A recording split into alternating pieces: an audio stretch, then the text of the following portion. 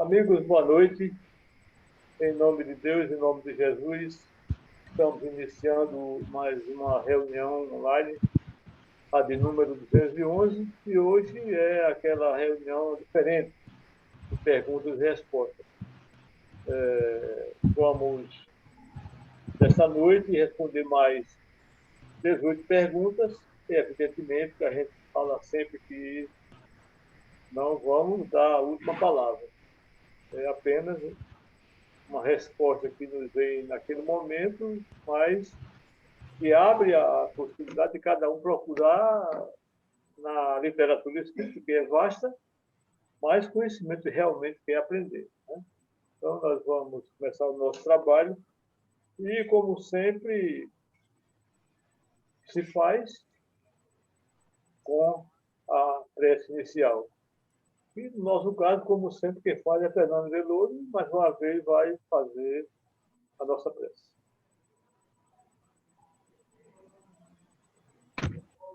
Boa noite, amigos. Vamos elevar o nosso pensamento a Deus em agradecimento por essa oportunidade, mais essa oportunidade de, através desse elemento novo na nossa vida, levar a palavra do Cristo, a palavra de vida eterna, a todos aqueles carentes e necessitados de uma orientação, de um esclarecimento, de tudo aquilo que pode nos fazer despertar para a verdadeira vida. Por tudo isso, somos gratos e esperamos que outras oportunidades como essa nos sejam dadas. Que assim seja. Que assim seja. Assim seja. Em nome de Deus, em nome de Jesus, pedimos permissão para iniciar o nosso trabalho. Hoje somos 5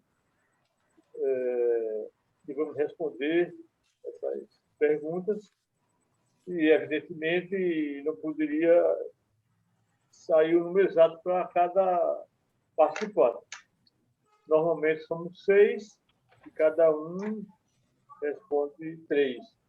Mas como hoje um dos nossos companheiros não pôde vir, aí a divisão não está exata. Então, 3 foram beneficiados com 4 perguntas e 2 companheiros vão responder apenas 3. Então, vamos iniciar com a pergunta número 1, que é uma pergunta que se deve fazer por aí, né? Nem sempre as pessoas recebem as informações certas.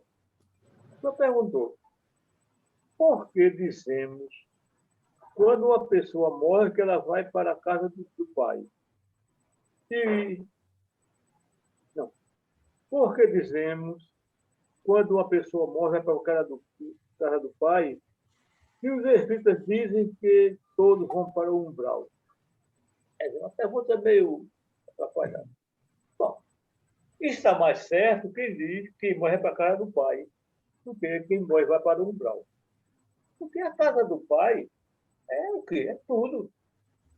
É a Terra, todos os planetas, o universo, qualquer que seja a dimensão, inclusive a dimensão espiritual, que é para onde todos nós vamos. É a grande mudança do plano físico para o plano espiritual. Então, onde você imaginar, é a casa do pai. Agora, dizer que todos os espíritos que vão morrer vão para o umbral, isso aí já é uma outra história que a gente não pode sair dizer. Depois do filme Nosso Lar, aí o que tem de gente pensando em umbral, falando de umbral, o que se apresenta no filme, porque é um simbolismo. Tinha que levar para a tela alguma coisa que simbolizasse aquelas criaturas que iriam desencarnar e que não tivessem feito bem. Então, uma região sombria, escura, foi para simbolizar aqueles que levaram a vida fugindo da luz, digamos assim. Mas não que aquilo ali seja uma realidade. Não é para ir todo mundo que morreu ter que passar pelo umbral. Eu só vou se for amarrado. porque de livre e espontânea vontade eu não vou. Então, cada caso é um caso. Tem pessoas que morrem e passam 10, 20, 30 anos dormindo. Então, ela não vai para um umbral. Tem pessoas que desencarnam e ficam no próprio lar, na própria vida que levanta. Ela não está no umbral, está participando da nossa vida. A exemplo dos obsessores. Eles não estão na escuridão. Estão em outra dimensão. E outros que realmente fizeram mal, mesmo assim, muitas vezes eles levam consigo a cena do crime. Aqueles que se suicidam, em sua maioria, ficam por anos sentindo aquelas dores. É assim, cada pessoa vai colher aquilo que plantou. Agora, dizer, todos nós que vamos morrer, vamos para um umbral, no mínimo, não gostar de ler, porque se ler direitinho vai ver que não é exatamente como o filme. Assim como a novela A Viagem, teve muita coisa que teve que inventar para que as pessoas tivessem uma ideia, mas aquilo não quer dizer que seja a realidade. Então, umbral, a escuridão, você pode estar na escuridão, mesmo estando no sol de meio-dia, uma solidão, uma escuridão interior. Então, vamos pensar, ao desencarnar, em algo melhor, não umbral. Umbral é uma coisa, um simbolismo, não é exatamente aquilo que nos espera. Vamos à pergunta 2, Fernando Guimarães. Quais os requisitos necessários aos médios que militam a tarefa mediúnica? Primeiramente, conhecimento, estudos, debruçar em cima do livro dos médios e todas as obras, principalmente os livros dos médios. Ter conhecimento. Kardec, na sua passagem aqui na Terra, na França, ele já disse sobre isso. Estudos, você tem que ter conhecimento. Se você não tiver conhecimento, você realmente fica muito difícil você entender o porquê. Então, você, para ter os requisitos, você precisa de estudar. Você precisa de ir em cima das obras, não só do Livro dos Médiuns, mas todas as obras espíritas. A partir desses estudos, você vai se aprimorando, você vai se educando e vai tomando conhecimento, e aí você vai chegar a um ponto positivo. Você sempre costuma dizer que na doutrina espírita não tem professores, e realmente não tem. Todos nós somos aprendizes, mas precisamos de estudar. Essas perguntas são assim, um pouco difíceis para quem não entende, mas a gente que entende um pouquinho, com certeza absoluta, não fica difícil para a gente responder. Mas é preciso que a gente tem que ter um pouco de conhecimento mediúnico, estudar a mediunidade, para que você pode alcançar esse objetivo. Porque se você não estudar, você não consegue nada. Então, a doutrina espírita ela é muito clara. Depende dos estudos da doutrina. Está aí as obras todas ao nosso favor, que a gente possa tirar todo o aproveito desses estudos, para que a gente possa discutir o que a gente está falando agora. É isso que eu queria dizer. Fernando Veloso, pergunta 3. A pergunta 3 é uma pergunta longa, mas interessante. Foi feita da seguinte forma: o que o Espiritismo fala sobre o momento que estamos vivendo, onde, infelizmente, muitas pessoas estão se recusando a tomar a vacina contra a Covid? Esses irmãos que desencarnaram com Covid, por que se negaram a tomar a vacina? Seriam considerados suicidas? Meus amigos, primeiro, a pergunta começa dizendo o que é que o Espiritismo fala sobre o momento que estamos vivendo. Ora, nós estamos vivendo uma fase de transição decorrente de uma lei natural que podemos dizer que é a mais se não a mais, pelo menos uma das mais importantes, que é a lei do progresso. Então, o nosso planeta está passando por uma transição chamada transição planetária. Nós estamos saindo de um planeta de expiação e provas para um mundo em fase de regeneração. Estamos praticamente no último momento dessa transição, que, segundo os Espíritos, começou em 1757 e vai até 2057. Então, em 2057, encerra-se uma fase e já se inicia outra, que é a fase da regeneração, onde o bem começa a suplantar o mal. Então, nessa oportunidade, está havendo uma depuração. Estão sendo retirados daqui, deste planeta, aqueles que não têm condição ainda de entrar num mundo de regeneração. Então, estão sendo levados para mundos semelhantes ao que é a Terra, para que, através de sofrimentos e dores, venham a se reabilitar e ter condição de passar para esse novo momento de um mundo de regeneração.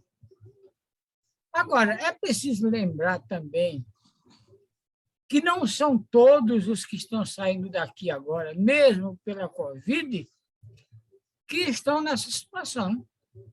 Muitos dos que estão sendo retirados neste momento do nosso planeta estão sendo retirados em condição de serem preparados, retemperados para um retorno ao mundo em nova situação, como influenciadores, como espíritos que vão ajudar aqueles que aqui estão nesse momento de transição. Os espíritos dizem, informam, que muitos espíritos do passado, que aqui estiveram no passado com grandes trabalhos, estão retornando. Criaturas que tiveram trabalhos ilustríssimos no nosso planeta. Falam de Platão, de Sócrates, nesse tipo. De São Vicente de Paula, dos vicentinos, e de outros mais recentes que estão retornando, reencarnando em diversos lugares no planeta, no sentido de nos ajudar nessa transição. Na segunda fase da pergunta, fala daqueles que estão se recusando a tomar a vacina e, por consequência, desencarnando. Ora, amigos, existem sempre os recalcitrantes, aqueles que não acreditam em nada, aqueles que negam tudo e que se recusam. Dizer que a condição deles são de suicidas, aí nós temos que procurar entender o suicídio, porque existem dois tipos de suicídio. Existe o ativo e o passivo. Existe aquele suicida ativo, aquele que atenta contra a existência, contra a vida. E nós conhecemos como. É um tiro, é o enforcamento, é o envenenamento. Existem 1000 formas de atentar contra a própria vida. E existem aqueles que são suicidas passivos, muito ligados, no caso, aos vícios. É a bebida, é o fumo, são as drogas, são os excessos, porque os excessos também matam. Então, esses não têm efetivamente a intenção de morrer, mas pela conduta acabam dando condição a que venha a morte do corpo físico. Então, são os suicidas passivos. E aí, eu particularmente acho que esses que se negam a tomar a vacina podem sim ser considerados como suicidas passivos.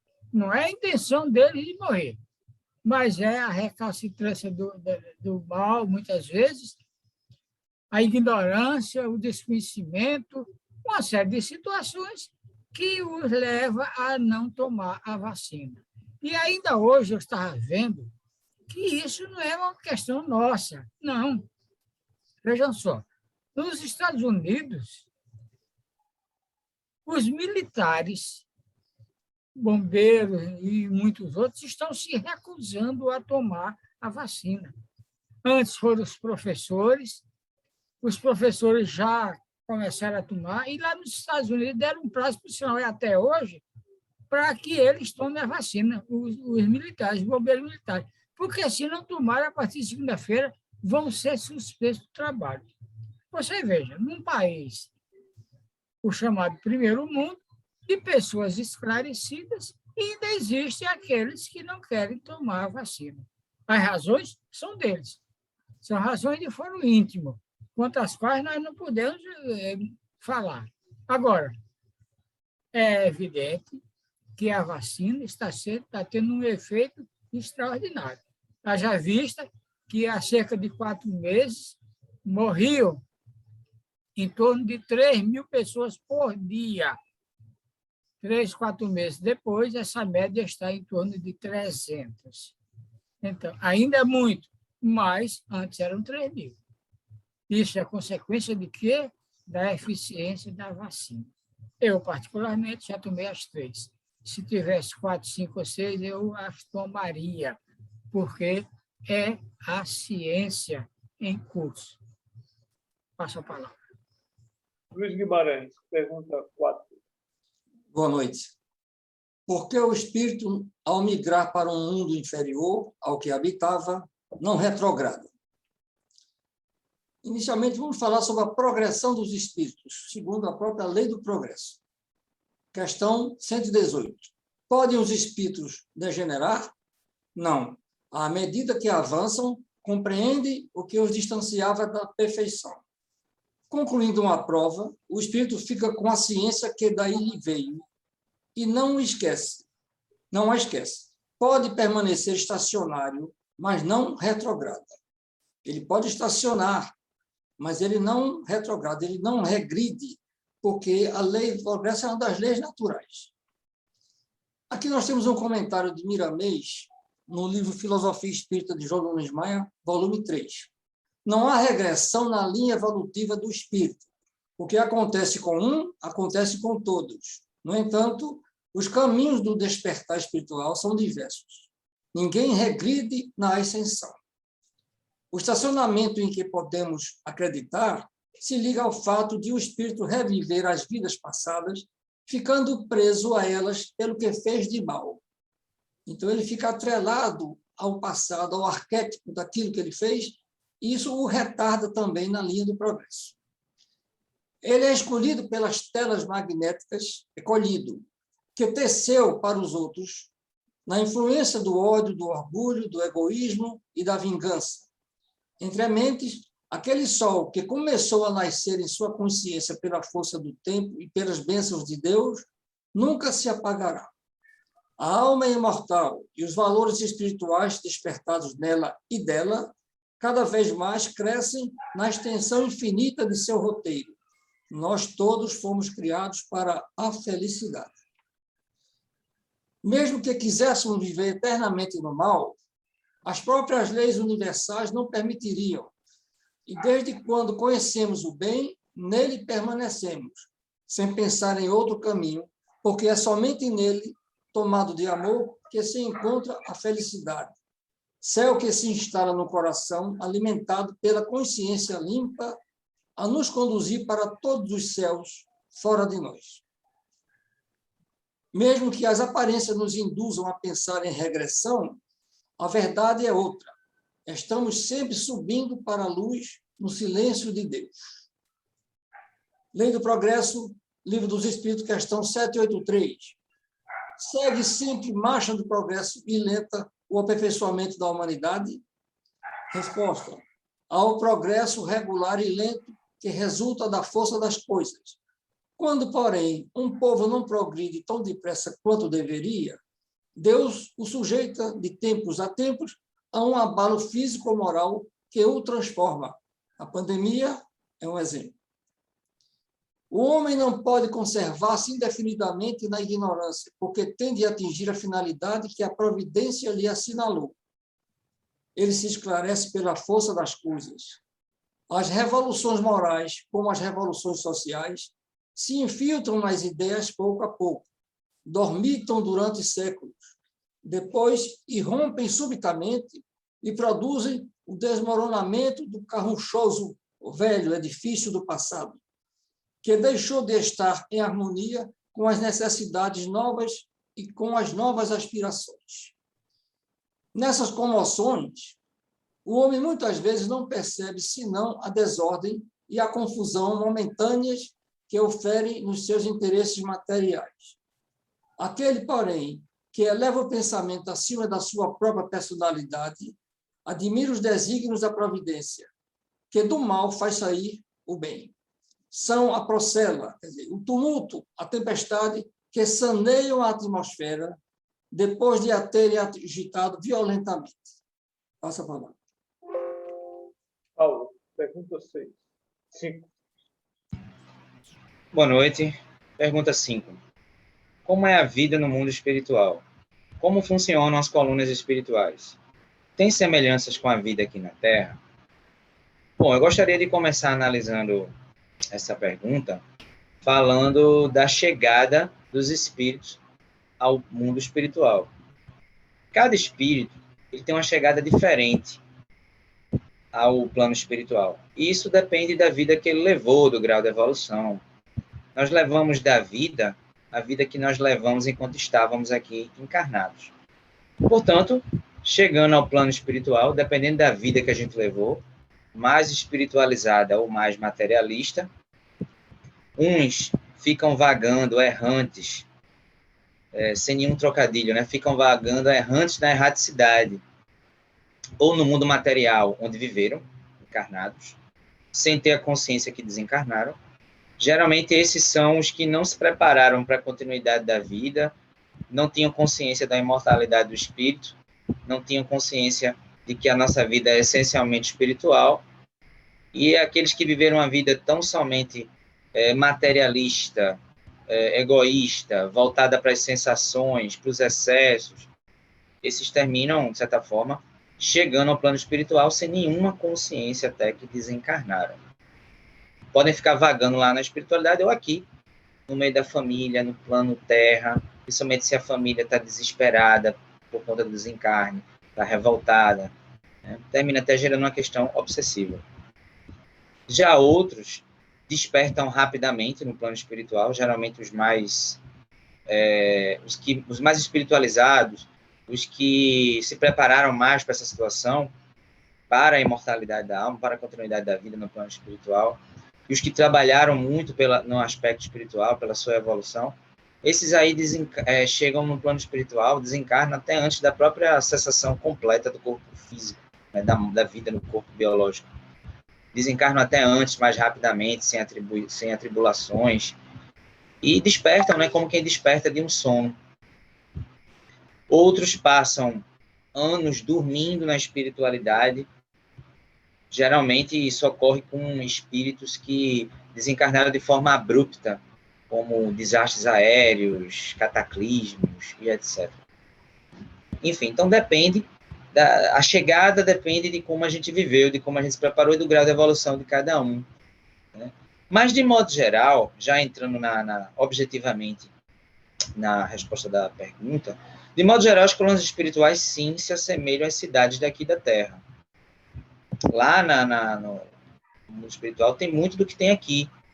Edifícios, casas, universidades, conservatórios de música, teatros onde são exibidas sinfonias, concertos musicais, praças, casas de palestras, de reuniões públicas, como a gente está realizando nesse momento, né?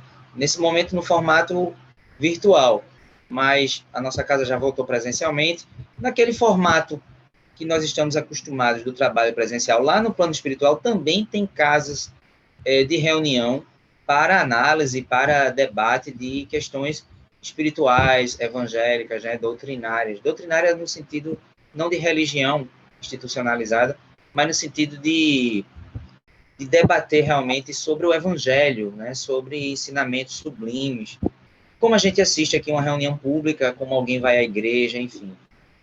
Existe tudo isso lá, como existe aqui. Quem já leu ao livro, a obra, né, Nosso Lar, já assistiu ao filme, evidentemente, tem adaptações, mas quem leu a obra, quem conhece as obras de André Luiz, de Patrícia, e de outros escritores da espiritualidade, Manuel Filomeno Miranda, sabe que o que a gente está falando aqui não é ficção, não é cinema, não é Hollywood. De fato, as colônias espirituais têm uma certa semelhança. O que, na verdade, o caminho é o inverso, né? Aqui, a vida aqui na Terra, em outros planos materiais, é que é uma sombra pálida, é uma cópia sutil da vida lá no mundo espiritual. Na realidade, nós trazemos para os planos encarnados um pouco do que são as cidades no mundo espiritual. Agora, tem uma outra situação que a gente precisa analisar, né? Assim como aqui na Terra há países mais desenvolvidos tecnologicamente, em termos de paisagismo urbano, de saneamento básico, lá no mundo espiritual também há diferenças em relação às colônias, em termos de evolução, de acordo com as necessidades e o grau de adiantamento de seus habitantes. Então, do mesmo jeito que há colônias espirituais, há países e cidades aqui mais desenvolvidos em todos os aspectos, no plano espiritual também há colônias com esse tipo de diferença. Diferença de evolução, de tecnologia, de adiantamento. E aí, cada um de nós vai habitar a colônia que tem necessidade ou que merece, né, de acordo com o grau de adiantamento e de evolução de cada um. Certo? Passo a palavra. Pergunta 6. O médium é responsável por toda e qualquer comunicação mediúnica? Pergunta. E todo médium é responsável por toda e qualquer comunicação. Ao pé da letra, evidentemente que não. A começar pela própria comunicação. Porque a comunicação só se dá se o telefone tocar de lá para cá. Se não tiver uma entidade do plano espírita para se comunicar, não tem comunicação. Tem. O médium fica lá a noite inteira. Evidentemente que numa casa espírita isso não acontece. Mas há pessoas que trabalham, digamos, em casa ou de outra maneira, e se não houver a comunicação, não é o médium que é culpado.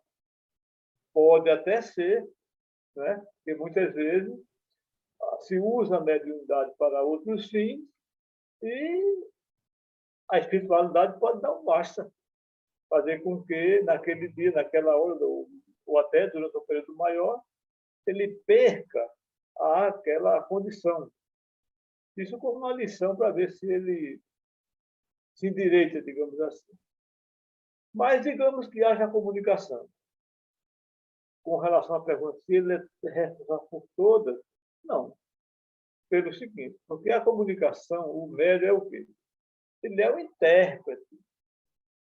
Se a comunicação for mental, ele é responsável pela fidelidade daquilo que ele escutar, daquilo que lhe for transmitido.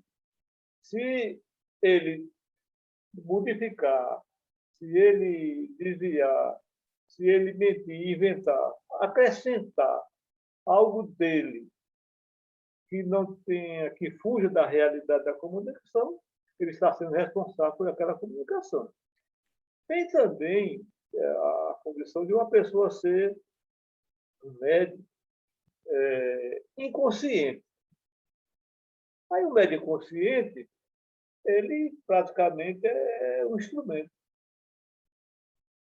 A entidade usa o seu órgão, se for a fala, ou a sua mão, se for o braço, ou se for psicografia, para passar uma mensagem ou ditar alguma coisa, o que comumente acontece nas casas espíritas não são mensagens, são, no nosso caso,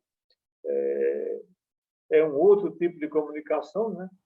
Que ele é praticamente obsessor. Então, o médium inconsciente, quando termina o transe, ele não se lembra de nada. Então, se naquela comunicação saiu coisas ridículas, até palavrões, ele não é responsável. Evidentemente que, com o exercício da mediunidade, normalmente as pessoas começam sendo médium inconsciente, lá para tanto ele vira semiconsciente e depois ele tem plena consciência do teor, digamos assim, daquela comunicação. Então, ele sendo médium consciente, ele é responsável pela fidelidade da comunicação, seja ela do agrado dele ou de quem quiser. A função dele é transmitir com fidelidade aquela comunicação. Agora, se ele não tem consciência, ele não é responsável. E se por acaso ele, com uma finalidade própria, desviar, também é responsável. Então, ao pé da letra, ele não é responsável. Agora, pelo teor da comunicação, ele tendo a consciência, aí sim. Agora, ele poderá, a cada dia, se melhorar como médium, né, pelo caminho da reforma, e aí, cada vez mais, ele vai ter a condição de transmitir uma comunicação em toda a sua fidelidade e nem pensar em modificar o teor dessa comunicação. Então, ao pé da letra, ele não é. Vamos para a pergunta 7, Fernando Guimarães. A pergunta 7 é a seguinte. Gostaria de uma reflexão sobre o livre-arbítrio. Uma pessoa que quando não há sofrimento por parte de pessoas atingidas, não há problema. Uma pessoa traída não sofre? Quando a gente lê isso, a gente pensa na traição conjugal, a gente pensa na traição de namorados, mas não é isso só, não. Tem traições de todas as formas. Tem traições políticas, tem traição no trabalho. Quantas vezes eu já vivenciei isso? Não é? Quantas vezes no meu trabalho a gente já foi traído? Né? Mas, com certeza absoluta, toda ação tem uma reação. Se a gente sofreu esse tipo de problema, com certeza, em outras esferas, em outro tempo, a gente também já prejudicou alguém dessa forma. A lei da causa e efeito, ação-reação. Então, isso existe tanto no casal, no casamento, no namoro, no trabalho, na consciência, tudo. Então, tudo tem traição. Você tem que ter o cuidado de analisar a cada uma dessas façanhas, porque elas existem, tanto da parte do seu trabalho, como da parte de convivência a dois, seja namorado, ou seja casamento, ou seja casado, qualquer coisa, tudo isso existe. Agora, isso aí sofre, qualquer um sofre. Quando a gente é traído no trabalho, eu já passei por isso, eu sofri. Eu fiquei arrasado. Com certeza absoluta, foi muito difícil para poder eu conduzir aquilo ali no caminho sem revolta. E cá para nós, eu me revoltei. Eu não tinha nem o conhecimento que eu tenho hoje da doutrina espírita. Eu me revoltei certo tempo, mas depois eu fui me acerenando,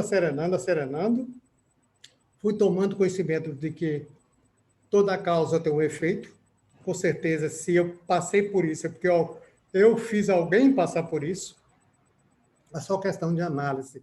Quando a gente se torna espírita, a gente tem mais consciência, a gente tem mais vivência, e a gente vai se moldando que tudo tem o porquê e como. Então, hoje, eu já tenho certeza absoluta certeza, que ninguém sofre à toa. Se nós não sofremos dessa vida agora, mas no passado. O que a gente fez lá no passado que a gente não tem conhecimento? E você agora está respondendo por isso. E que nós, já graças a Deus, temos conhecimento. E aquelas pessoas que não têm nenhum conhecimento do passado, né? Da lei da causa e efeito, ação e reação. Então, eles existem, tanto no namoro, no casamento, no trabalho, em qualquer lugar. As pessoas traem a nossa conversa, traz até nosso pensamento. Quando a gente se expõe esse pensamento para outra pessoa, a outra pessoa pode derivar esse pensamento que a gente se expôs para que todo mundo fique tomando conhecimento. E a partir desse momento você acaba perdendo as suas rédeas e a vaca vai para o brejo. Não é isso que acontece? Então, é muito complicado das pessoas dizerem, porque quando a pessoa diz assim, eu sofro, ou a pessoa traída não sofre, pensa logo num relacionamento amoroso, num casamento, ou qualquer coisa assim. Mas tem traições de todas as formas, de todos os jeitos, com certeza absoluta. Só que a gente, por conhecimento que a gente tem hoje, a gente tem que saber lidar com isso. Com serenidade, com tranquilidade, procurando resolver da melhor forma possível. Porque tem traições que você perde a confiança na pessoa e para você readquirir aquela confiança, você vai demorar muito tempo. Seja em qualquer sentido for. Seja no seu trabalho, com relacionamento com os amigos que trabalhavam, colega de trabalho, qualquer coisa, ou um relacionamento de casais, para você reabilitar essa confiança, é complicado. Mas a vida é assim. Infelizmente, a gente não vive no mundo superior, a gente vive ainda no mundo inferior. Isso tudo acontece e que temos que saber lidar com isso, com serenidade e tranquilidade e procurar resolver da melhor forma possível, com consciência, para que não deixe ninguém machucado. É isso só. Fernando Veloso, pergunta 8. Pergunta 8. Ao nascer, o bebê chora por ter vindo à Terra? E ao morrer, o espírito fica alegre por ter saído dela? É realmente assim? Amigos, amigas, eu sempre ouvi falar disso. Desde sempre que eu ouço falar disso. Que em determinados lugares, regiões, e falo isso na Ásia, com uma população mais evoluída do que a nossa, do ponto de vista espiritual, isso acontece. Chora quando nasce e festeja quando desencarna. Entre nós não é assim. Nós fazemos festas enormes quando os nossos filhos nascem e lamentamos o desencarne e a morte de quem quer que seja. E aí vamos a algumas considerações. Corpo físico. Máquina mais perfeita que existe na face da Terra. Não existe uma máquina mais perfeita do que o nosso corpo. Não existe computador de nenhuma geração que seja tão perfeito quanto o nosso corpo. Entretanto, é limitador da ação do espírito. Isso é indiscutível. Se o corpo físico não tem os olhos, o espírito não vai ver. Os órgãos da visão ele não vai ver. É o espírito que é cego? Não. Ele não tem condição. Eu já falei disso aqui, um trabalho do centro, quando era escola, visitando uma casa pobre, lá em Água Fria, eu me deparei com uma criança cega, surda, muda e paralítica, e as pernas atrofiadas. Veja só, cega, surdo, mudo e paralítico. Era o quê? Um pedaço de carne respirando e grunhindo, feito um animalzinho. Agora, o que eu achei interessante é que ele tinha 2 irmãozinhos, um pouco mais velhos, e que estavam brincando, aquela brincadeira de criança de pega-pega, e que quando passavam na caminha onde estava aquela criatura, batiam nele, e ele vibrava. E eu fiquei imaginando, os irmãos estavam colocando ele na brincadeira, de certa forma, colocando ele na brincadeira. Mas aquela criatura não tinha nenhuma condição de reagir a nada. Então, voltando, o corpo físico realmente limita a atuação do espírito. O espírito, quando encarna, ele é aprisionado num corpo físico. Vai viver em função daquele corpo físico. Eu já tive aí no Caminho para Jesus, num trabalho de desobsessão das sextas-feiras, isso faz muito tempo, que atualmente eu já não participo desse trabalho. Tive uma situação de um médium em transe e não conseguia falar. E chegou um ponto que eu não sabia mais o que fazer. E recorri a um companheiro mais experiente e que veio me ajudar, e chegamos à conclusão que ali estava um espírito que, na última encarnação, tinha sido mudo e estava com dificuldade de se comunicar. Ele não era mudo, ele foi mudo por conta do corpo físico anterior. Então, depois de muito trabalho, de muita persuasão, de muita informação, ele conseguiu dizer algumas palavras. E a emoção foi tão grande que ele chorou mais do que falou. Posteriormente, meses depois, de novo aconteceu comigo a mesma coisa. E eu fiquei pensando, por que é que esses mudinhos estão atrás de mim? Mas dessa segunda vez, eu já com a experiência da primeira, consegui que ele dissesse algumas palavras e que tivesse a certeza de que ele não era mudo. Ele apenas, na última oportunidade reencarnatória, reencarnou num corpo físico que não tinha condição de fala. Então, é possível que seja realmente assim. Por quê? Porque ao encarnar está sendo aprisionado e ao desencarnar está sendo libertado. Daí, entre os espíritos também haver a opinião que o desencarne é chamado de o anjo da libertação. É evidente que muita gente não quer nem ouvir falar de morrer, o que é um erro. Gente, nós não temos é que nos preocupar com a morte. Tem gente que morre de medo de morrer. Nós não podemos é nos preocupar com a morte. Sabe por quê? Porque se eu me preocupar, eu vou morrer. E se eu não me preocupar, eu vou morrer também. Então, vamos nos preocupar com a vida.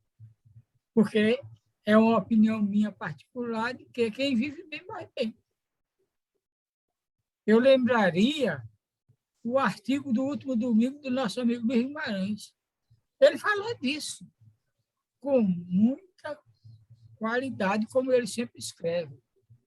E aí eu fiz até um comentário para o grupo do centro, lembrando que a passagem de volta, todos nós já compramos. Nós não sabemos já o dia, mas a passagem está comprada. Nós vamos voltar. Então, não vamos nos preocupar com a morte, vamos nos preocupar com a vida, porque quem vive bem, morre bem. Passa a palavra. Luiz Guimarães, pergunta 9. Síndrome do pânico tem a ver com obsessão? Geralmente, uma pequena definição sobre o que seria essa doença. O transtorno do pânico é uma síndrome caracterizada pela ocorrência de ataques de pânico classicamente recorrentes, imprevisíveis e espontâneos. Estes são episódios distintos de medo ou ansiedade que cursam associados a diversos sintomas somáticos, com palpitações e sudorese. Isso é a definição clássica. Muitas vezes a pessoa vai ao cardiologista na emergência com a sensação de morte, mas o problema não é do coração. O problema é mental. No livro Autodescobrimento, uma busca interior, de Divaldo Pereira Franco, por Joana de Ângeles, na página 121, nós temos: há, entretanto, síndromes de distúrbio de pânico que fogem ao esquema convencional. Aquelas que têm um componente paranormal, como decorrência de ações espirituais em processos lamentáveis de obsessão. Agindo psiquicamente sobre a mente da vítima, o ser espiritual estabelece um intercâmbio parasitário, transmitindo-lhe telepaticamente clichês de aterradores, imagens que vão se fixando até se tornarem cenas vivas, ameaçadoras, encontrando ressonância no inconsciente profundo onde estão armazenadas as experiências reencarnatórias. No Livro dos Médiuns, capítulo 23, temos o seguinte: a obsessão é a ação persistente ou domínio que alguns espíritos logram adquirir sobre certas pessoas. É praticada pelos espíritos inferiores que procuram dominar. No Evangelho segundo o Espiritismo, capítulo 28, consta: do mesmo modo que as doenças resultam das imperfeições físicas, que tornam o corpo acessível às influências perniciosas exteriores, a obsessão é sempre o resultado de uma imperfeição moral que dá acesso a um espírito mau. Então, há uma correlação. Um corpo danificado, imunologicamente, nós temos uma deficiência, estamos dando condição de que as bactérias, os vírus, os fungos venham a agredir o nosso corpo. O distúrbio do pânico tem origem no passado espiritual de todos nós. Pode advir pelo sentimento de culpa das nossas práticas pretéritas que nós cobramos. O nosso perispírito mantém a memória das nossas atitudes. Ao nascermos, trazemos esses arquivos que nos importunam e resultam em transtornos fóbicos. A ansiedade de reparar os erros contidos no inconsciente resulta em conflitos incontrolados. Desse processo surgem as somatizações. Quem nos diz isso é Divaldo Pereira Franco. Então, eu diria também que isso aí são as nossas contendas interiores. Nós temos os arquétipos, nós temos a cobrança do inconsciente e nós queremos resolver aquilo que fomos equivocados. Então, existe a luta entre o homem velho e o homem querendo ser um homem novo. Pode acontecer que, num surto de distúrbio do pânico, de natureza fisiológica, os inimigos espirituais do paciente aproveitem-se do desequilíbrio emocional do seu adversário e invistam agressivamente, acoplando-se-lhe no perispírito e produzindo simultaneamente a indução obsessiva. Trata-se, portanto, de uma problemática mais severa, porque são dois distúrbios simultâneos que exigem mais apurada atenção. Novamente, Divaldo Franco, numa palestra em outubro de 2012, em Sydney, Austrália. Nesse contexto de instabilidade emocional causada pela ansiedade, surgem o medo e a insegurança que minam o campo mental com energias densas, abrindo espaço propício para o cerco daqueles obsessores de que somos devedores. Só se cobra de quem deve. É um transtorno que tem sua gênese na alma e, além do tratamento psicoterápico médico, há de se cuidar também do espírito enfermo. Assim, existe correlação da síndrome do pânico com a obsessão. Passa a palavra. Paulo, pergunta 10. Pergunta 10. Como posso iniciar minha reforma íntima? Por onde devo começar? Ao meu ver, em primeiro lugar, todos nós termos a humildade em nos reconhecermos como imperfeitos. Eu acho que esse é o primeiro degrau para a gente realizar a nossa reforma íntima. Segundo, procurar nos conhecer de verdade, que não é fácil. É fazer uma viagem íntima para dentro da nossa consciência e a gente, de uma forma reflexiva, ali sozinho, né? Eu e minha consciência, procurar de forma sincera me conhecer. Quais são as minhas virtudes e, principalmente, quais são as minhas imperfeições. É realizar uma introspecção profunda mesmo. O problema é que a humanidade hoje corre tanto, né? Trabalha muito, estuda muito, tem diversas atribuições. E a gente acaba obtendo tempo, ou arrumando tempo, para muita coisa, inclusive para situações frívolas, né? Para coisas fúteis. A gente só não arruma tempo para parar um pouco e refletir sobre a nossa vida, quem nós somos de verdade, porque a gente está sempre correndo. Está sempre correndo, como eu falei, correndo para trabalhar, correndo para estudar, a gente sempre tem mil justificativas. Trabalho muito, estudo muito, tenho família, mas a gente arruma tempo para se alimentar, a gente arruma tempo para fazer higiene, a gente arruma tempo para se divertir. Então, por que não arrumar um pouco de tempo para a gente refletir, sentado no terraço da minha casa ou no quarto, até dirigindo quando o carro está parado ali no trânsito engarrafado, né? Eu posso, apesar daquela tensão toda, né? Mesmo, muitas vezes quando a gente está no trânsito, assim, está engarrafado, a gente está mais chateado com o fato do trânsito não andar do que refletindo, né? Mas quem sabe você não possa usar até um momento como esse para refletir um pouco, para se conhecer de verdade, né?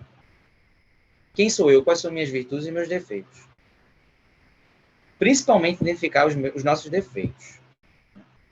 A gente precisa se amar, gostar de nós mesmos, mas, acima de tudo, a gente tem que ter a autocrítica saudável e positiva.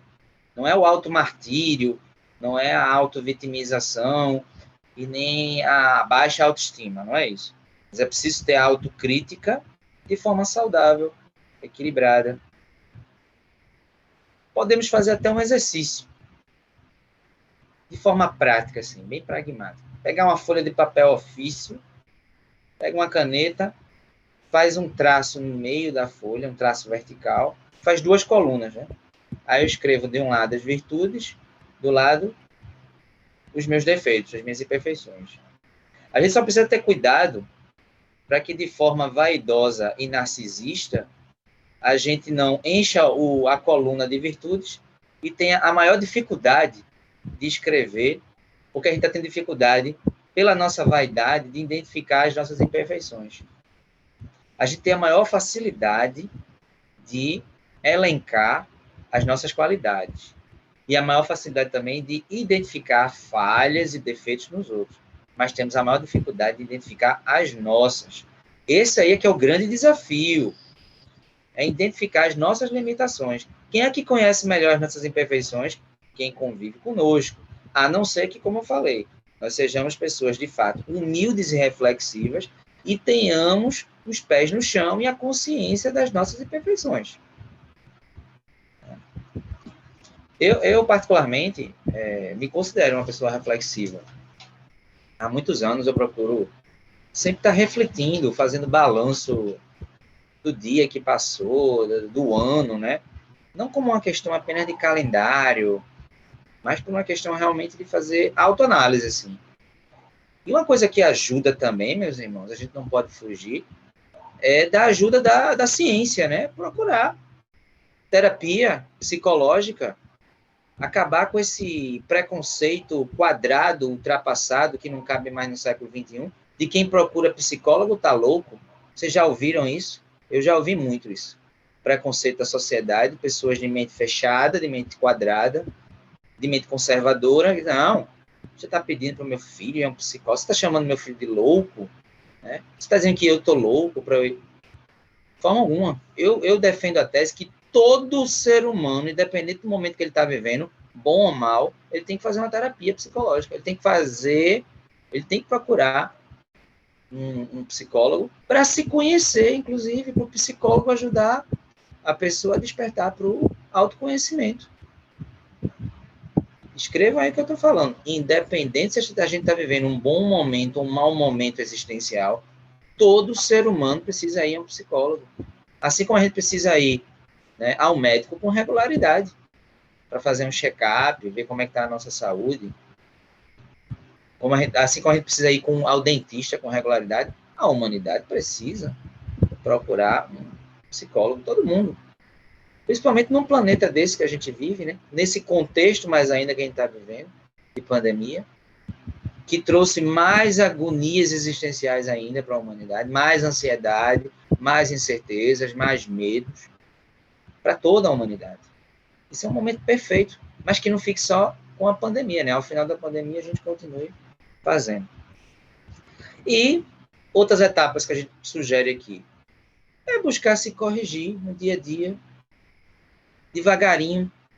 A natureza não dá saltos. Ninguém dorme imperfeito e acorda anjo só porque conheceu a maravilhosa doutrina espírita e a gente recebeu a informação de que precisamos fazer a nossa reforma íntima, né? Ninguém faz reforma íntima em 24 horas. Em um mês de tratamento espiritual, uma casa espírita.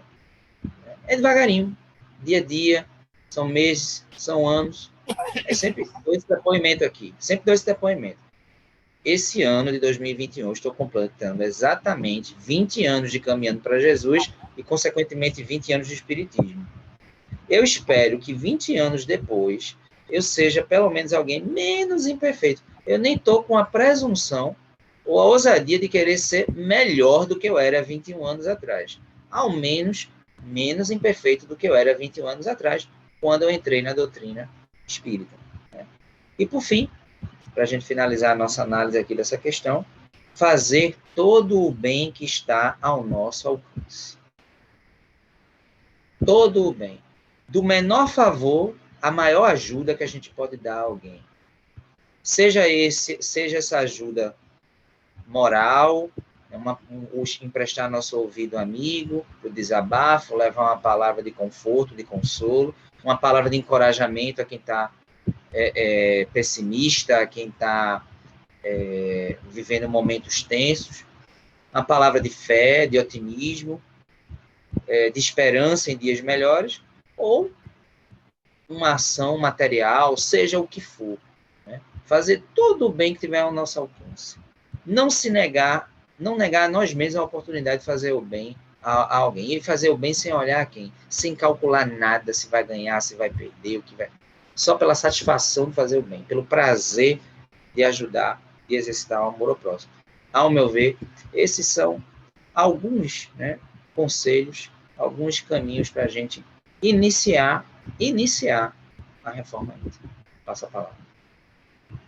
Ô, Paulo, e quem não quiser gastar, tem um livro de Ney Pinheiro, Manual Prático do Espírita. Além da pergunta 919, que seria um bom começo. Bom, a pergunta 11, no atendimento fraterno, o atendente mediunizado deverá fazer revelações do passado e do futuro?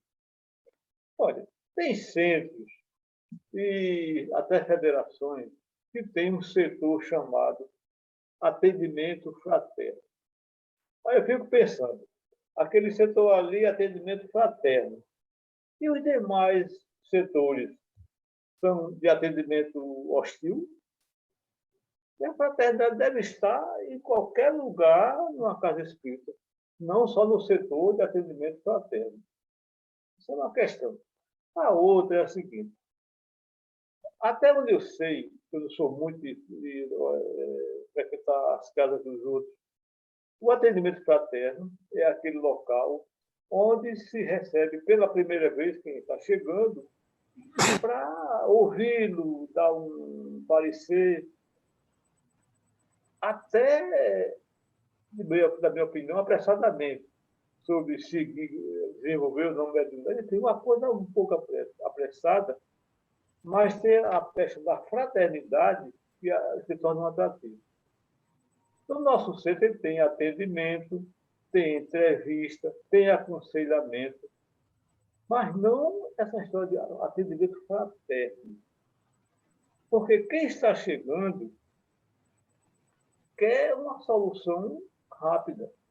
E se souber que tem um setor de atendimento fraterno, ele vai lá para receber aquela coisa, enfim, fica um negócio meio choroso.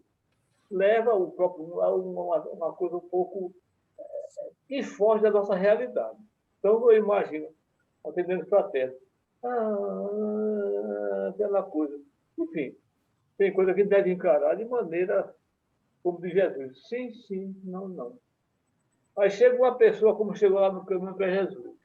Chega lá uma senhora, uma mãe, aí foi dizer, olha, você direta. Eu trouxe aqui a minha mãe. Esta aqui é minha mãe. Faz 20 anos que ela sofre. Já levei para todo lugar. Só me falta levar para 2. Para um centro espírita e para um veterinário. Eu trouxe primeiro para o centro espírita. Aí o que é que o atendimento fraterno é fazer para uma pessoa dessa? Né? Então, eu acho o seguinte, que fraternidade tem que haver em em qualquer setor da casa espírita. Aplicar prazo com fraternidade, tudo com fraternidade. Agora, um setor isolado, para mim, vira uma coisa um pouco que foge da nossa realidade. E na questão, e a pessoa deve ter perguntado, deve ser presenciado ou escutado.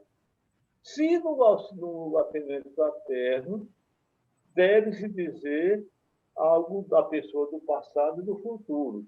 Então, se a pessoa já presenciou isso aqui, ou seja, tem atendimento fraterno, e quem faz é uma pessoa mediunizada. Para mim, é arriscado. Até porque revelações não se dá assim a torcer a direito.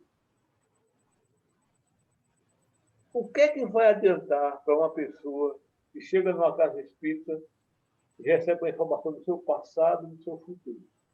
Como é que ela vai administrar aquilo ali? Da pior forma possível. Vai sair pior do que chegou. Quer dizer, as soluções, elas são alcançadas passo a passo. Não são simplesmente feito um jogo, você, olha, pode ser que daqui a pouco da noite está tudo resolvido, não. Então, eu nunca gostei particularmente, quem quiser achar bonito pode achar, não tem problema. Atendimento fraterno, para mim, é uma faca de dois gumes. Tem que ter fraternidade, todo atendimento. Tem que ser sim, sim, não, não, com fraternidade, sim, não, com fraternidade. E como a gente faz? Tem a hora do atendimento, tem a hora da entrevista, tem a hora do aconselhamento, e cada um é que vai construir a solução dos seus problemas. E não você formar uma equipe que termina criando um setor onde fosse assim para colocar o ombro. E não é isso que a gente precisa de ação, e não de um lugar para choramingar. Quem concordar, tudo bem, quem não concordar, respeito. Pergunta 12, Fernando Guimarães. A pergunta 12 é o seguinte: quando o corpo é cremado antes das 72 horas, o que é o tempo de desligamento dos laços espirituais com o corpo físico? O espírito sente dores da chama e sofre danos? Olha, se a pessoa é mais evoluída, a pessoa mais evoluída, com certeza absoluta, ele nem vai sentir isso. Mas se o espírito for muito preso aos laços físicos, com certeza não precisa nem de 72 horas, nem de 30 horas. Ele vai sofrer de todas as formas. Porque ele está preso ali, não querendo ir de jeito nenhum, e fica preso ao corpo físico. Então, o sofrimento é atroz, com certeza absoluta. Mas se ele for um espírito desprendido, que não for muito ligado à matéria, e que tem um conhecimento de que a vida não termina aqui, que a gente vai espiritualmente para outros planos, ou iguais a esse, ou muito mais evoluído que a Terra, então tudo bem. Mas, geralmente, as pessoas que são presas ainda ao corpo físico, com certeza, têm tanta dificuldade de desprender da matéria, isso é um sofrimento atroz, muito complicado e muito difícil. Porque, veja só, que tem pessoas que querem ficar o tempo todo aqui na Terra. Ele acha que a Terra é o único lugar, a morada dele. Ele não acha que a gente um dia vai ter que deixar. Chegou, todos nós vamos voltar para a casa do Pai, ou similar, mas temos que voltar. Mas tem pessoas que é muito ligada à vida terrena, e às vezes a gente vai conversar com determinadas pessoas aí, eles não gostam nem de saber, eles não querem nem tomar conhecimento, eu estou vivendo aqui e agora. Eu quero saber do agora, não quero saber o depois. Então, são pessoas assim, muito complicadas, muito difíceis. Isso acontece muito no meu papo lá na Jaqueira, que eu ando lá todos os dias, e alguns me pedem esclarecimento sobre a vida espiritual e outros nem sempre, nem querem saber. Então, tem pessoas que têm essa dificuldade de desprender da vida material e vai sofrer muito quando tiver de largar o corpo físico na Terra e ele inerente à sua evolução espiritual. Então, essas pessoas que vão para ali, com certeza, por 72 ou mais horas, se ele ainda está preso ao corpo físico, o sofrimento dobra. Mas se ele for uma pessoa que tem desprendimento, ele nem vai para ali. O corpo vai, mas ele já está fora dali há muito tempo. Não vai passar por isso. Né? Eu até li um livro daquele acidente lá de São Paulo, do Joelma.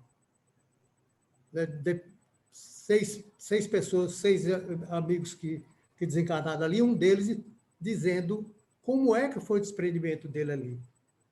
Teve muita dificuldade dele desprender daquilo ali. Ele sentiu o corpo dele queimar, como queimava o espírito, né?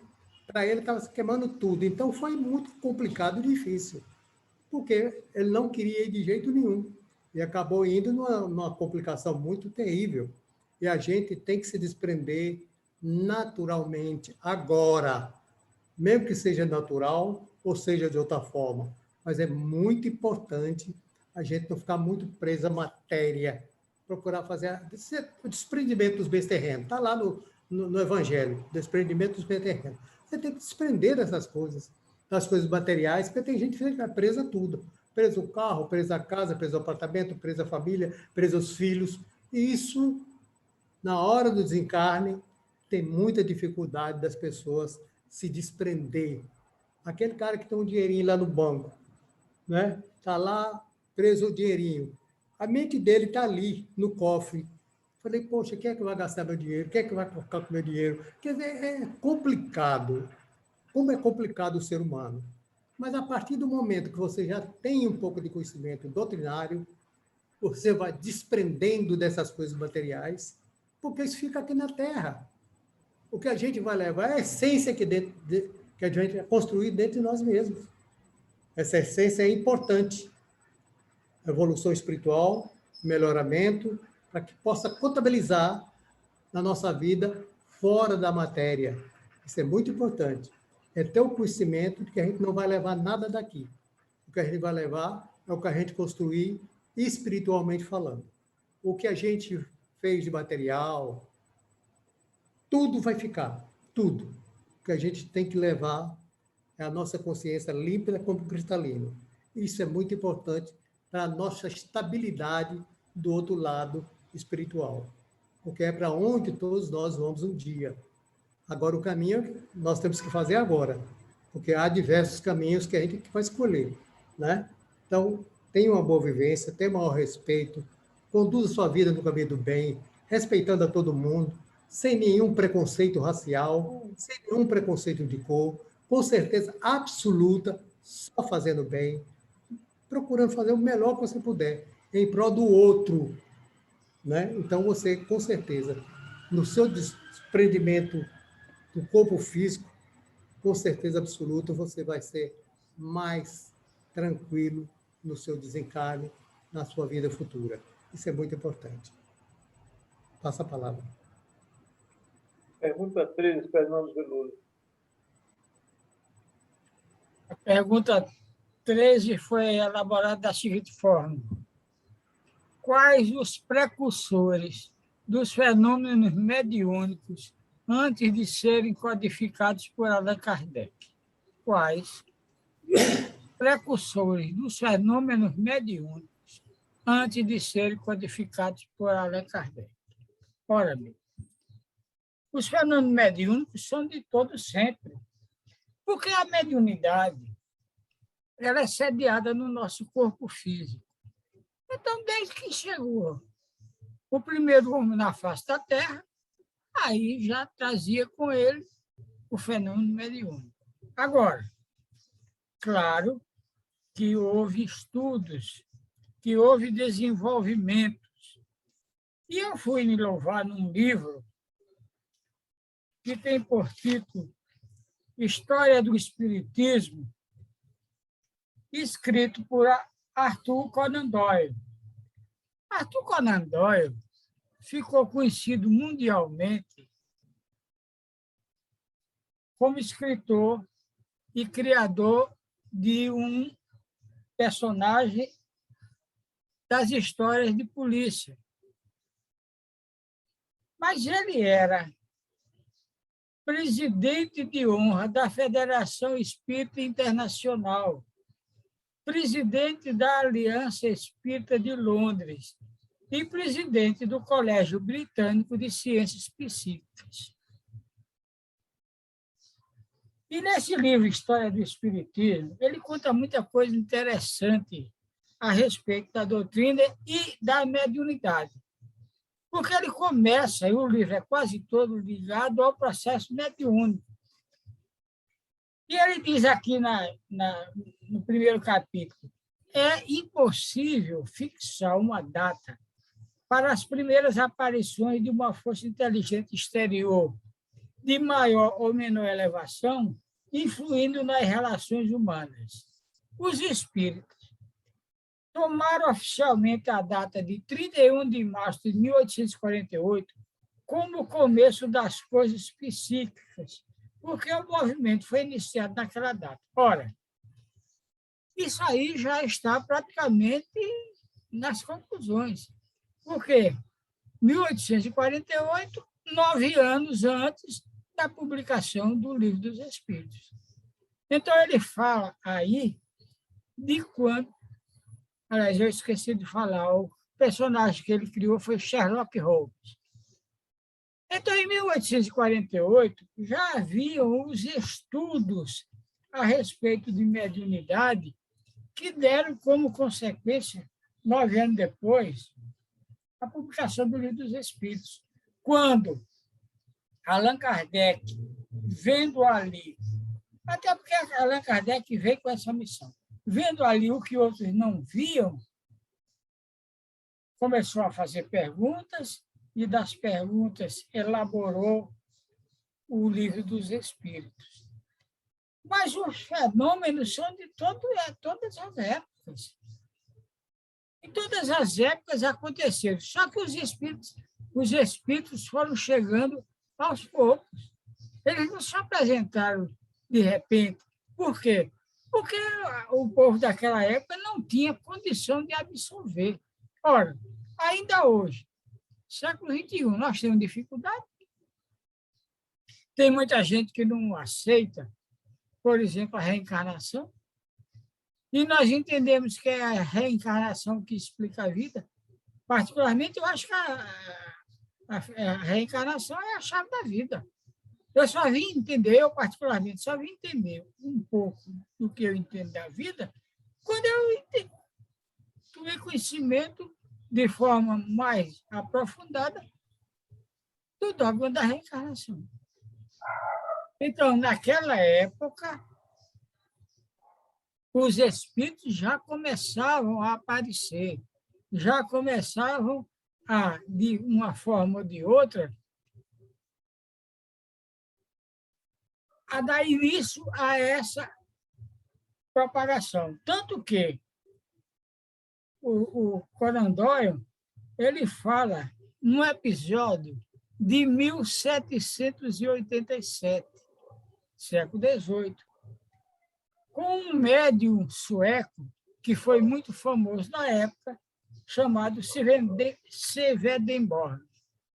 Então, vocês veem, em 1787, esse médium já era famoso pelo que fazia. E o Livro dos Espíritos só veio ser publicado em 1857, quase 100 anos depois.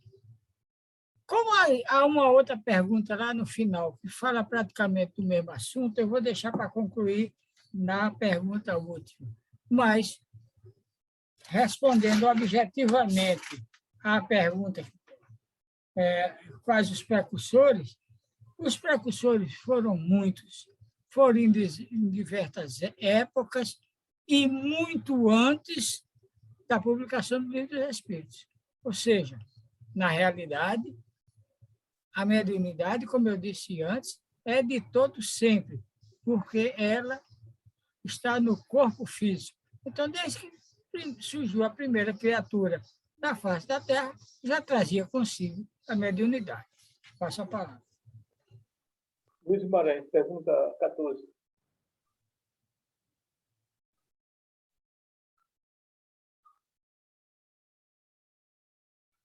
Luiz Guimarães, pergunta 14.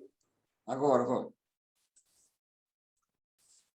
Médiuns têm tendência à depressão? Vamos dar uma definição simples de depressão.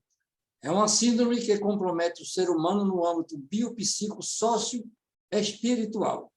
Então, já tem um vínculo espiritual no processo de depressão. As causas são várias, não dá tempo para dissertar, mas genéticas, orgânicas, sociais e espirituais. A depressão pode estar também relacionada à deficiência de neurotransmissores, serotonina, dopamina, que acarreta a instabilidade do humor e condiciona o ser humano a baixa autoestima, favorecendo a influência dos espíritos que estão na mesma faixa vibratória. A baixa autoestima, pensamento denso, pessimismo. Então, as entidades que estão nesse mesmo teor vibratório vão se acoplando e vai aumentando o processo. As enfermidades mentais têm sua gênese, em grande maioria, no espírito, e os médiuns não estão imunes à depressão por ser uma doença da alma. O médium tem necessidades e imperfeições próprias a todo ser humano. Ele não é imune à depressão. Sua mediunidade pode ser uma prova que o habilita a servir na seara do bem. Contudo, essa dádiva divina exige renúncias que são muitas vezes negligenciadas, tornando-o presa fácil para as investidas de espíritos inferiores. No livro dos médiuns, questão 238, consta o seguinte: todas as imperfeições morais são outras tantas portas abertas que dão acesso aos maus espíritos. Mas a que eles exploram com mais habilidade é o orgulho, porque é a que a criatura menos confessa a si mesma. O orgulho perdeu numerosos médiuns dotados das mais belas faculdades, e que, sem isso, teriam podido tornar-se instrumentos notáveis e muito úteis, ao passo que, tornando-se presas dos espíritos mentirosos, suas faculdades foram primeiramente pervertidas, depois aniquiladas, e mais um se viu humilhado por amargas decepções. A atividade mediúnica exige um sacrifício especial do médium, pois, envolvido para o serviço do bem, poderá ter assédio daqueles contrários, nada obstante a proteção dos espíritos do bem. É imperioso o preparo diário, e não somente nos dias de trabalho. As nossas fragilidades ainda são muito grandes.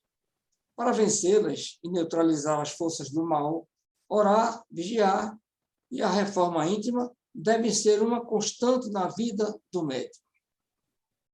Temos aqui no site Mundo Espírita: consideremos a mediunidade como recurso de evolução e a depressão como uma doença cuja causa repousa nas velhas atitudes morais do médium. A mediunidade não causa depressão. Entretanto, é frequente encontrarmos médiuns portadores de sintomas depressivos. Nesse caso, a aplicação da mediunidade, ou como é mais conhecido, o desenvolvimento mediúnico, pode ser terapêutico, amenizando as dores do deprimido, apenas amenizando-os. Fique bem claro isso. Ainda assim, a cura da depressão não virá do exercício mediúnico, e sim da reeducação emocional do deprimido, por meio da mudança de condutas que alicerçam o núcleo moral da depressão. E num site muito interessante, Espiritismo da Alma, consta: precisamos compreender que o estudo doutrinário é o escudo mais eficiente de que dispomos sobre os problemas que nos atingem em grau mais profundo, e para isso é necessária muita dedicação. Segundo Emmanuel, não existe melhor remédio que o Evangelho. Portanto, a doutrina pode ser um importante instrumento de ajuda para quem encontra-se perdido em meio aos tormentos da depressão. E no livro Religião dos Espíritos, capítulo 16, de Chico Xavier, pelo Espírito Emmanuel, consta: no campo da mediunidade, não ouvides que o dever retamente cumprido é a bússola que te proporcionará rumo certo. Psicografarás pastas brilhantes, nas quais a ciência e a fé estampam divinas. No entanto, se teus braços desertam do serviço santificante, transformar-te-ás facilmente na escriba da vaidade e da insensatez. Se a mediunidade evidente é tarefa que te assinala o roteiro, não te afaste dos compromissos que a vida te impõe. Passa a palavra. Paulo, pergunta aqui. Antes de responder a pergunta 15, eu queria pegar uma ponte na resposta de Fernando Veloso, né, dessa última que ele analisou. Tem um fato emblemático assim, para a história do Espiritismo, que é o caso das irmãs Fox, né, em Hydesville, Nova York. Eram as irmãs Kate, Margaret e Leah. Elas eram de origem canadense, família metodista.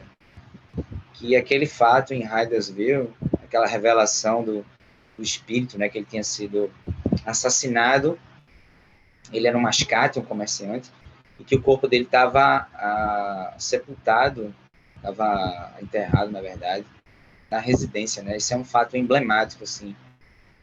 Mas como o Fernando Veloso analisou muito bem, existe mediunidade, acho que existe desde que existe humanidade encarnada, né? Nas primeiras encarnações dos espíritos já tinham os médiums ostensivos. Mas, enfim, eu lembrei desse fato porque ele é bem, assim, para a história, né? Para a cronologia, para a embriologia, podemos dizer assim, da doutrina espírita. Esse caso das irmãs Fox é bem interessante. É bem, quase divisor de águas, assim, antes das mesas girantes que foram analisadas por Kardec. Mas analisando aqui a questão 15, minha filha tem 32 anos e desde os 18 anos toma remédio para depressão. Até que ponto pode ser mediunidade? Bom, em primeiro lugar, é preciso ter muita cautela antes de classificar alguém como médium. Embora, como o Fernando bem analisou, a mediunidade ela é uma capacidade orgânica. Ela é uma faculdade inerente ao corpo físico. Agora, médiuns ostensivos são aqueles que têm a capacidade mais aflorada e vem quase que como uma missão, né, de trabalhar a mediunidade. Ela é uma capacidade do corpo físico, natural em todos os humanos encarnados, de forma que é comum nós interagirmos com os espíritos, mesmo sem perceber, né? Influenciamos e somos influenciados pelos desencarnados constantemente. Eu acredito que a depressão tem um grande componente de obsessão, ao meu ver. Tem um componente de obsessão evidente com mediunidade. Por que tem um componente de obsessão? Porque, como a gente falou, existe essa interação constante com o plano espiritual, independente se a gente tem consciência ou não, como espíritas ou não. Por quê? Há uma evidente afinidade entre os espíritos daquela mesma vibração. Então, vamos imaginar assim, uma pessoa que tem depressão e, evidentemente, que ela atrai e é atraída por espíritos com aquela mesma vibração, que sintonizam, né, naquela mesma vibração, ou que intuem ainda mais aquela sensação depressiva. Né? Então, eu vejo a depressão muito mais com característica de obsessão, de via dupla, de encarnado para desencarnado, desencarnado para encarnado, do que propriamente mediunidade. Agora, evidentemente que se há obsessão, há ali uma relação mediúnica, porque há um intercâmbio entre nós encarnados e os desencarnados. Né?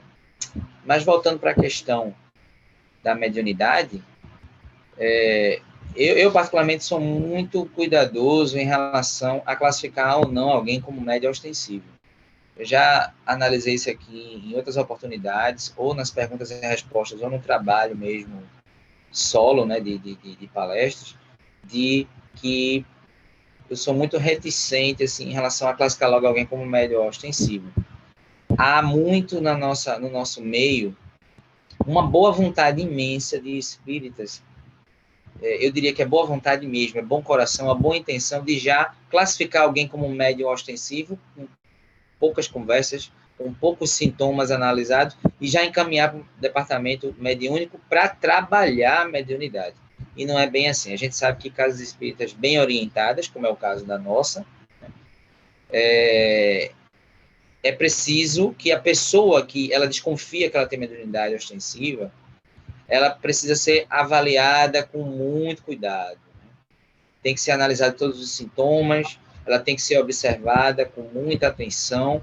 E, ao meu ver, quem tem condições de avaliar se alguém tem mediunidade ostensiva ou não, são outros médiuns ostensivos e doutrinadores. Eles têm a capacidade, ao meu ver, de analisar, de avaliar se a pessoa tem mediunidade ostensiva ou não, para não encaminhar alguém para o departamento mediúnico já para trabalhar a mediunidade e aquilo ser até um desastre psíquico para aquela pessoa. A pessoa, de repente, se ela tem uma sensibilidade, quando eu digo sensibilidade, não é nem mediúnica, é sensibilidade emocional mesmo, aflorada, ela acabar trabalhando uma mediunidade que ela não tem e aquilo até gerar um componente obsessivo ou uma experiência trágica, psiquicamente falando. Então, assim, o que é que a gente precisa? Ter muito cuidado mesmo. Muitas pessoas, às vezes, me procuravam no caminhando, assim, olha, eu acho que eu tenho mediunidade. Aí começavam a vir a descrever o que estava acontecendo, né? Eu dizia, olha, primeiro eu vou encaminhar você para conversar com pessoas do departamento. Essas pessoas vão avaliar a sua situação. De repente, você pode começar a participar dos estudos e, ficando para o segundo horário, ser avaliada com calma pelo corpo de médiuns e doutrinadores da nossa casa. E, ao meu ver, leva um bom tempo para se classificar alguém ou não como médium ostensivo. O fato é que é preciso ter muita cautela e muito cuidado. E em relação a essa moça de 32 anos, que desde os 18 toma medicação, creio que ela já foi bem avaliada pela ciência médica. O primeiro passo é justamente a gente tentar esgotar os conhecimentos da ciência da Terra. Se, porventura, a ciência da Terra não tivesse um diagnóstico, uma resposta para aquela situação, aí provavelmente seria de natureza mediúnica. A gente fica por aqui. Bom, nós temos ainda 3 perguntas e a hora está bastante avançada, mas nós vamos responder para não deixar para o próximo mês. Pelo menos a minha eu vou responder bem rapidinho. A pergunta 16. Pode-se dizer que a responsabilidade do doutrinador é do mesmo nível da responsabilidade dos demais médios participantes da sessão? Ou seja, a pessoa pergunta se, numa sessão mediúnica, desobsessão, por exemplo, a responsabilidade do doutrinador é igual à do médium. Eu diria que não, porque, se a gente olhar friamente, o trabalho do médium ele é mais necessário do que o doutrinador, embora num percentual não muito grande. Mais responsabilidade do que isso tem a equipe espiritual, né? Que elabora tudo, faz um trabalho invisível aos nossos olhos, e esse sim é a responsabilidade maior. Agora, numa sessão, não tem só o médium e o doutrinador, tem outras pessoas que participam, um pouco mais, um pouco menos, mas todos têm a sua responsabilidade. E não deve ser preocupação de quem trabalha querer que o seu trabalho seja o mais importante, tenha a maior responsabilidade. Todos são importantes, né?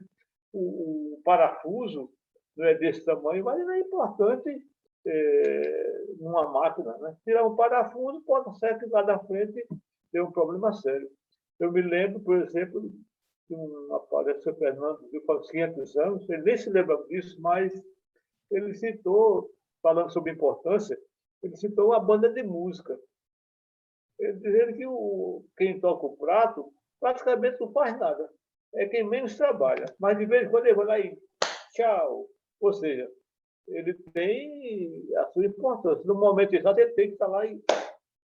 Aos olhos do povão, ele é quem menos trabalha. Mas no conjunto da orquestra, sem ele, fica o negócio. Luiz Guimarães, que é maestro, sabe que ficaria faltando alguma coisa. Então, da mesma forma, no trabalho da Casa Espírita, todos são importantes, independente do grau de importância. Sem aquele que tem um grau menor, evidentemente que o trabalho ficaria prejudicado. Pergunta 17, Fernando Guimarães.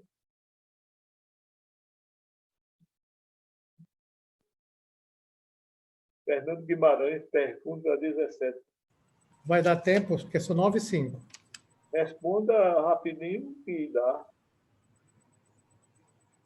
Quando o espírito sai do corpo na hora do sono, porque ele não pode acertar as contas com o obsessor, já que agora os dois são espíritos. Eu costumo dizer o seguinte: quando um não quer, dois não briga. Não é verdade? Se quem está do lado de cá é uma pessoa pacífica, não vai provocar o cara que é obsessor. Claro que não.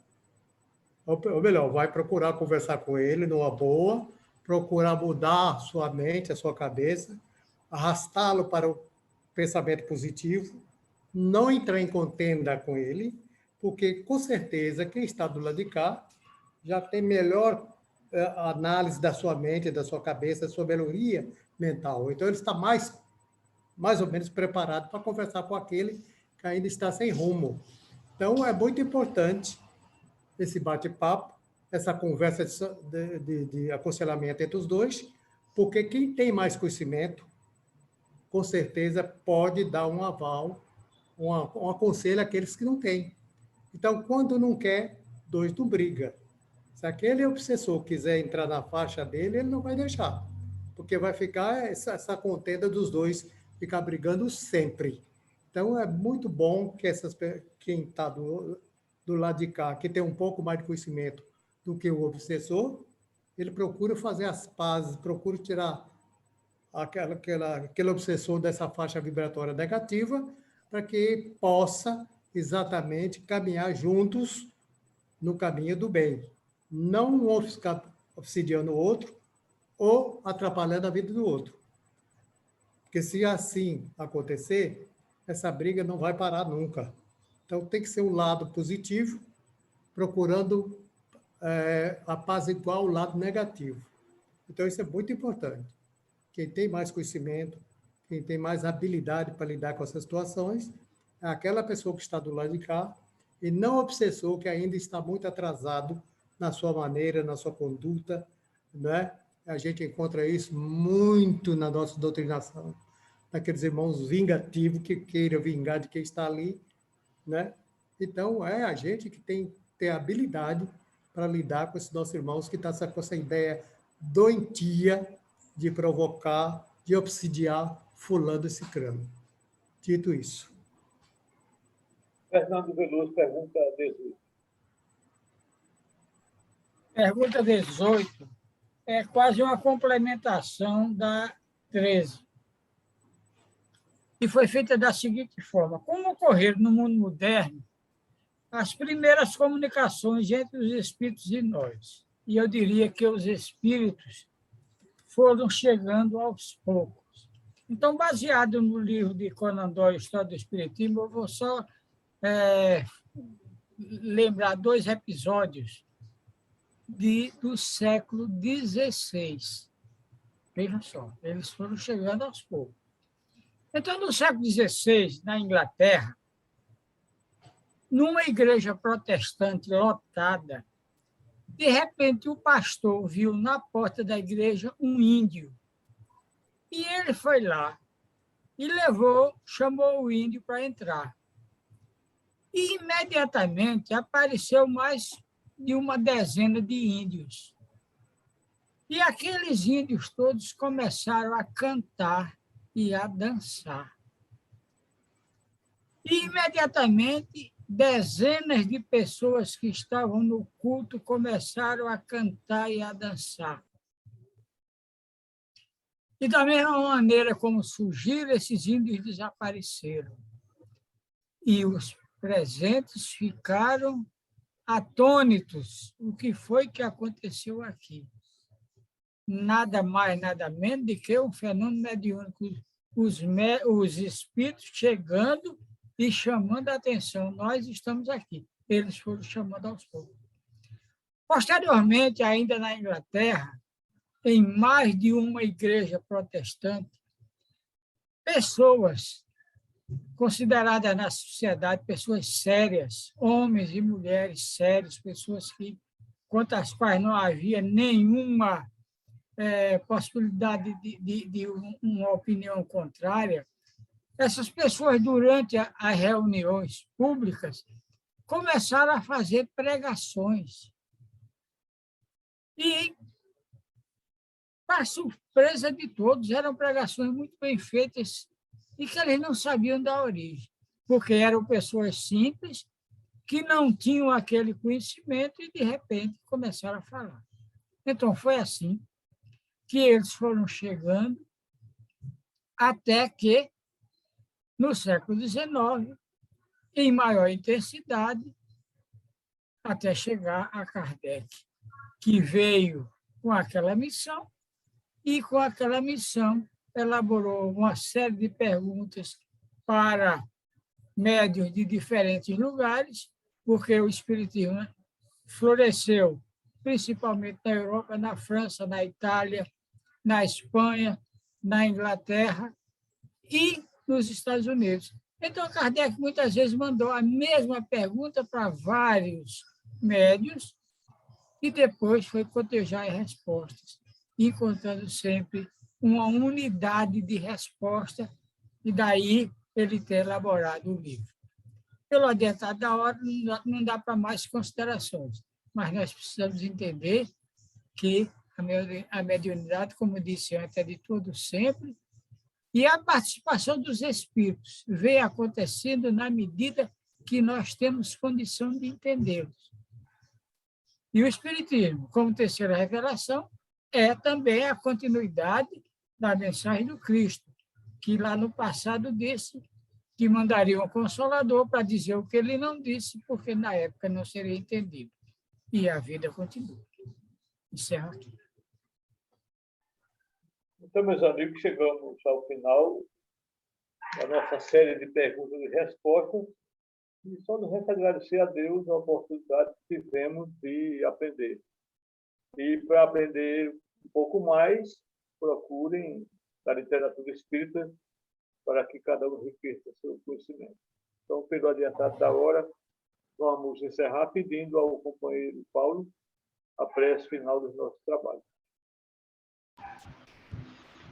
Bom, então vamos fechar nossos olhos e elevar o nosso pensamento ao alto.